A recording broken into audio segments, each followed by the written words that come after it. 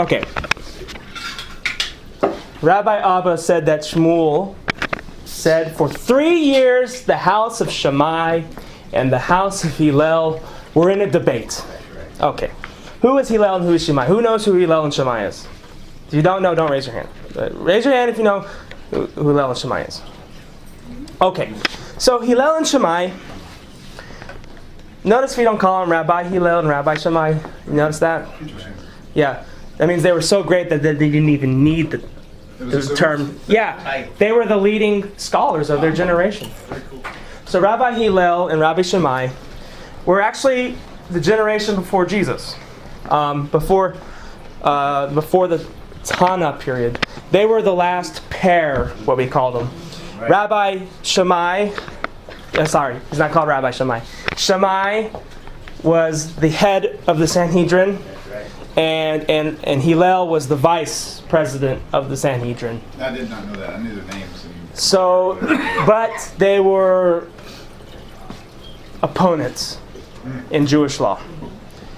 They were still friends, they were still Jews, they were still together, but they were academic rivals. Right. So Hillel started his own academy of Torah scholarship, and they called that Beit Hillel.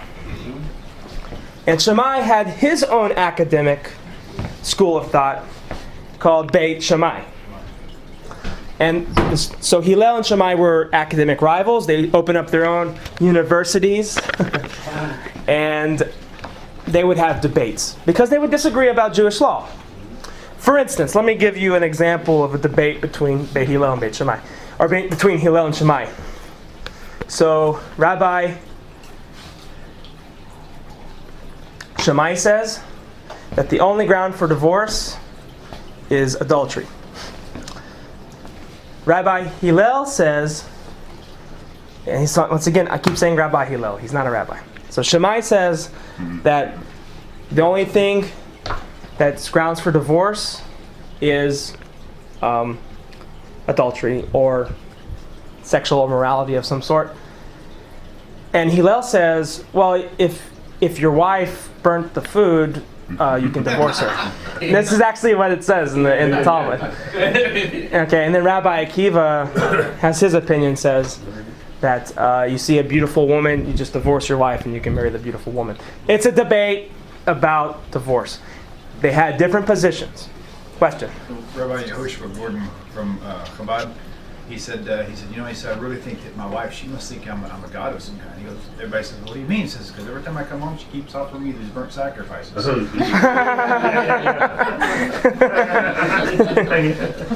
Okay. So when you get into Halacha, Hillel is more of a lenient view, yes. And Shammai is a stricter view. Yep. Hillel is into innovation and using logic to prove Halacha, and Shammai is tradition.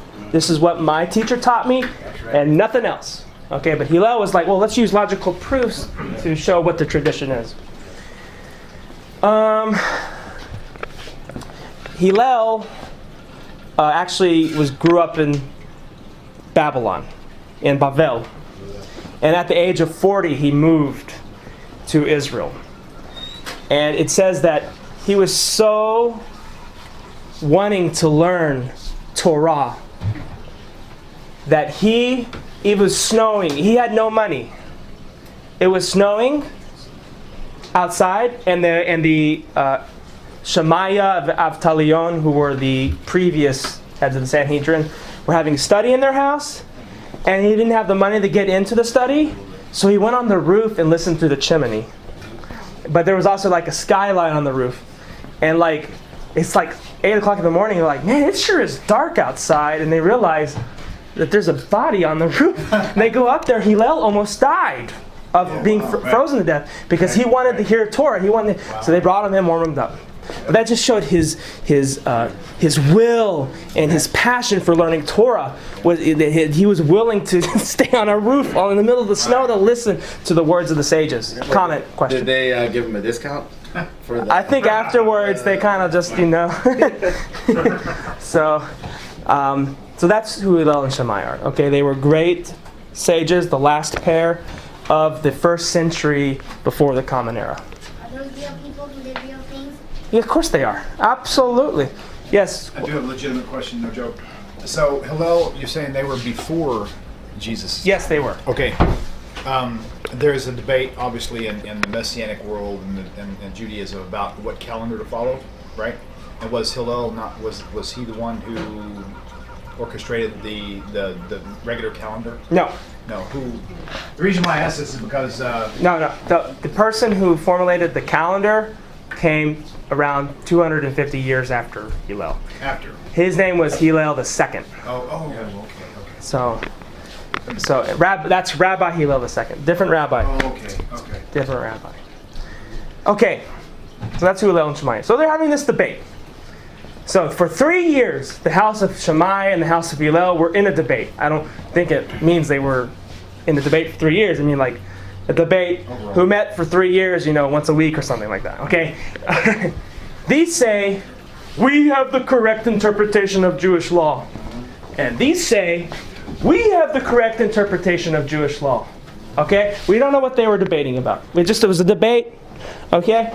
And suddenly, a voice came out from heaven saying, both these and both these are the words of the living God. Okay, well that's weird. So, Hillel says A, and Shammai says B, and then a voice from heaven comes out and says, you're both right. How can that be true?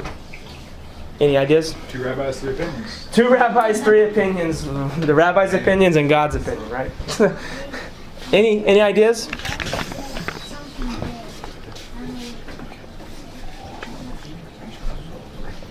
Now, don't take Talmudic stories literally. There was no voice from heaven that said you're both right. It's just part of the story. God gave Moses the Torah at Mount Sinai. Okay? And the Torah was passed generation to generation. Along with the Torah, the written Torah that was passed generation to generation, there was an oral law also passed generation to generation. What is the oral law? An explanation of what the written Torah actually means. Over time, you lose knowledge, you lose information. And you get down to 1,000 years after 1,500 years after the Torah is given, you have a debate.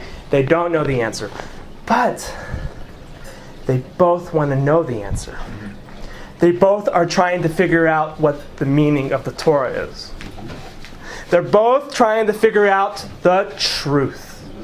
They are both interested in the truth. This is called a debate for the sake of heaven. Okay? In Pirkei Avot, friends, remember Pirkei Avot? It's not Prakim Avot, it's Pirkei Avot. Okay, so in Pirkei Avot, the Ethics of the Fathers, it talks about debates, and he says there's a bad debate and there's a good debate. What is a bad debate? A bad debate is Moses and Korach. That's a horrible debate, and you don't want to be on the ground on that debate. No. So, why is Moses and Korach a bad debate? Because it's not a debate for the sake of heaven. Right. What is a debate for the sake of heaven? The debate between Rabbi Hillel, and they're not rabbis. Hillel and Shammai. That's a debate. Why? Because it's for the sake of heaven. It's for the sake of finding truth. It's 2 people in a discussion to figure out what God wants in this world. It's a discussion to figure out what the Torah actually says. It's a discussion to find out what Jewish law is. And because both of them are in the pursuit of truth, both of them are right. Because we don't necessarily know the original meaning of the Torah given at Mount Sinai in this debate. But they're both trying to figure out what it was. So they're both right. But then, both these and those are the words of the living God. The law is ruled according to the interpretation of the house of Hillel. So they're both right, but someone got the honor to be written down to be the Jewish law. We do not go in accordance with the opinions of Beit Shammai. We go in the accordance to the opinions of Beit Hillel. On all topics? Yes. Okay. We are in the era of Beit Hillel. Okay. And then we still study Beit Shammai's opinions, but we go according to Beit Hillel's interpretation. Okay. So, why? Now, if both are considered to be the words of the living God, why then did Beit Hillel have the privilege to have the law enacted according to his interpretation? Because they were easygoing and modest. They would meditate on both their own arguments and Beit Shammai's arguments, and not only that, they would meditate on Beit Shammai's arguments before they would their own arguments. Right. All right, let me rephrase it. So they're having the debate, and it's like, all right, it's 10 o'clock, let's go home. And so they're preparing for the next thing. So Beit Hillel is with his students and Hillel's with his students in Beit Hillel Academy, and Shammai is with his students in the Shammai Academy. And so Hillel says, okay, let's go over what Shammai said. And they would go over it for hours and hours and hours. And then they would learn their own position. And not only that, I mean, like, they would get to the point to where they could actually debate Shammai's arguments on their own. If they wanted to hold a debate on their own, they could pick half the students to be Shammai's arguments and the other half the students to be Hillel's arguments. They were looking at both sides of the coin. Yes? Okay, give us the real reason why Shammai turned away the Goy and Hillel accepted it. Right, okay, I'll get to that. All right, I think that is significant point. All right, so okay, so they're having these debates. All right, so Hillel would go and they would study Shammai's arguments first. They would open up Shammai's textbook and study his textbook. Okay, it would be like if you went to a Christian school and they opened up the evolution textbooks before they opened up the creationist textbooks. Try to prove it right, basically, right? Well, they just want to know the other side of the argument. Right. Beit Shammai, they go to their academy and they study only their arguments. So they're both the words of the living God. They're both correct. But Hillel had the privilege of having the law enacted in his opinion because his students were modest and easygoing, and they would study the opposition side before they would study their own side. Right. This is the moral I want to pass on to you. Yes, sir. Bring it. If you have an opinion, and you might be right, but you don't know the other side, then how do you know if you're right or not? Unless you study the other side. Yes, sir. This was the philosophy of Beit Hillel. Yes, and God, it's modest because you're studying other opinions before your own. Amen. So, if I told you, this book, if you read it, you will convert to Islam. Don't be like, burn it! Burn the book! No, you better read that book. Right. Because if that book has truth in it, and you need to know it, and if the book has no truth in it, you'll be able to recognize it. Amen. Right. Yes? To add to that, I would say you have to be willing to learn the other side's opinion from the other side, not from your side. Right. That's where for me and my wife, that was where the big stepping stone. Good point. So, believe me, because where we're at now, for example, I have heard the other side from people on our side for years, and that's why we stayed where we were at. It wasn't until I heard the other side's opinion in their own explanatory understanding to when it really started making sense more. And to push that further, since we're talking about Talmud, I have a dear friend of mine, we won't mention his name, he's a good guy, but he is continuously, time after time, for almost a year, he would come to me and say, well, why do you keep wanting to study all this Talmud stuff? Don't you know it says that you can do this, and that's that's evil, it's wicked. And I would give you examples, but they may be children sensitive. But And he actually concerned me because I heard it from my side, right? And so I was like, well, I want to hear it not from my side. I want to go to the other side and hear them explain it. Oh, it was so cool. Wow. When their eyes are scaled, they will remain scaled until Hashem removes them. I can count at least 5 times major topics came up with controversies over from our past side where we were, Messianic Judaism, from those same people who were accusing the Talmud over and over again, and every single time they were very believable and very compelling. It wasn't until I went to the other side and actually studied it, not heard it, not read it, but actually studied it, when I found out they were totally missing it completely. Right. So, and this goes in all areas of life, not just Messianic Judaism. I just gave an example: evolution, creationism. Have you really studied evolution? Have you really actually understand what evolution says? Or do you well, I just believe the Bible, and you don't even study it because, it's the inerrant word of God. All right, it is. Okay, maybe evolution is wrong. But do you know evolution to know it's wrong? How can you know it's wrong if you haven't studied it? Right. And that's why Hillel had the privilege of having the law enacted in his name, because he was modest. He studied the other guy's opinion, not after his own opinion, first. He looked at their opinions first. Could you imagine if, creationists studying evolution in college, and there are people like that. There are scholars who write books against evolution, who studied evolution in college and passed all the tests. They have a right to say things about evolution. Not the person who's well, my Bible says this, and God...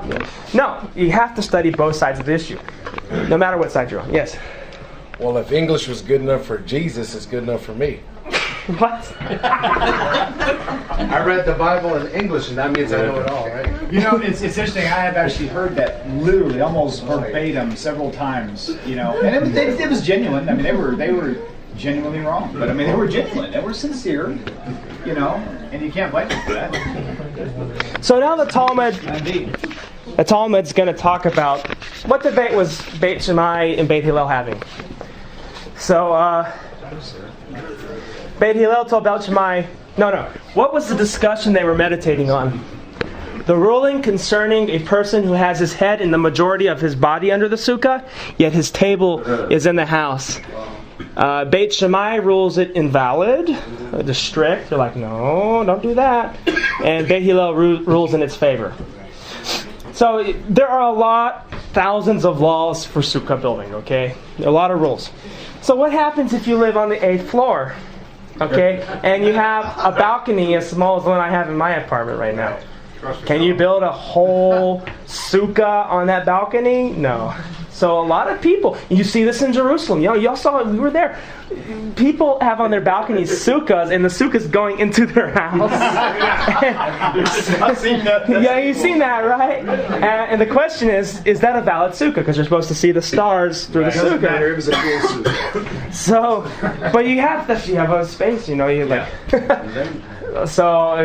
So if you're in the sukkah, yet your table's in the house and the food's in the house, in order to take a bite, you have to take your hand into the house and then you bring the food. Are you actually dwelling or living in the sukkah? That's the debate. It's an interesting debate, right? Okay. So Beit Hillel told Beit Shammai, well, wasn't there a case when the elders of Beit Shammai and the elders of Beit Hillel went to visit Rabbi Yochanan, the son of the Horonite, and they found that his head and the majority of his body was under the sukkah, yet his table was still in his house? So basically, what is Beit Hillel saying? Well, there's this Torah scholar who's a couple of generations above us. We saw him doing it. It must be right. Because he's very, strict about Halacha. He loves God with all his heart. And he knows the tradition better than us. And he's doing what we're debating. He did that. Well, Beit Shammai says, that's proof? Didn't they inform him? If you have been accustomed to doing this, you haven't fulfilled the commandment of Sukkah your entire life. Meaning Beit Shammai says, Rabbi Yochanan, you've never kept the mitzvah of Sukkah. Ever. Because you did that. Who's right? Beit Shammai or Beit Hillel? Both. Well, what is the law enacted in? Hillel. So Hillel won the debate, and then that's when the voice from heaven came up. This teaches yourself that those who humble themselves, the Holy One will cause them to be exalted. And those who exalt themselves, the Holy One will humble them. Right. Those who pursue glory will run away from them. Those who run away from glory will come pursuing after them. Those who are in a rush will be late. And those who take their time will find time standing on his side. I like to give an example of a person. He gets in the car, he's late. He's going 90 miles per hour down the highway. Right? And now he's even more late because now he has to spend 20 minutes with the cop when the cop has to take his license and go to the thing. So he became more late by being in a hurry. So that's just an example of that last sentence. My example would be my wife and I chased her and she was running for me and that caused me to chase her even more. So we're married. Our rabbis taught 2.5 years. There was a debate between Beit Shammai and Beit Hillel. They're talking about something philosophical now. The former say that it would have been better for one to never have been born than to have been born. Whereas the latter say that it is better for one to have been born than not to have been born. They meditated on this and they came to a conclusion together. It is indeed better for a person to not have been born. Who was right in that debate? Beit Shammai. But now that he has been born, he should examine his deeds, and some say he should make good deeds. It's a philosophical debate. Is it better to be born or not be born? Well, Question: you said something to me a while back because I had an issue with I've got a tattoo on my arm that's covered up, and I asked Lon, and what he said was neat. It was amazing for me. And he said it's against Torah to get a tattoo. It's not against Torah to have one. right. And I was thinking, so I don't have to cut my arm off. We're good. Okay. It's a good word, by the way. I want to add something to that. Yes. So I met some rabbis in Israel, and the opinion of converts in Israel is completely different than the opinion of converts in the diaspora. The view of Israeli rabbis is towards converts is one that's not. It's based a lot less in fear of keeping themselves closed up, because if a Jew is in his homeland, then he's not afraid of people who want to join him.